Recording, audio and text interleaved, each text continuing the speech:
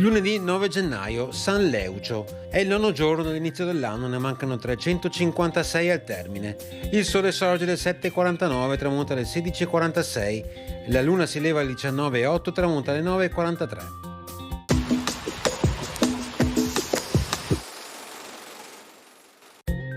Il Senato accorda ai savi ed esecutori alle acque di poter spendere 1.000 ducati da usare nella costruzione di una fondamenta di pietra viva intorno alla località di Sant'Alvise in Cannaregio.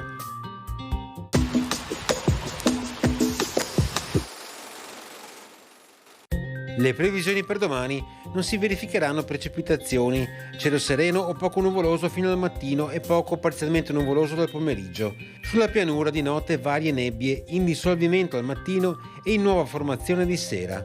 Temperature in calo di notte e con andamento irregolare di giorno.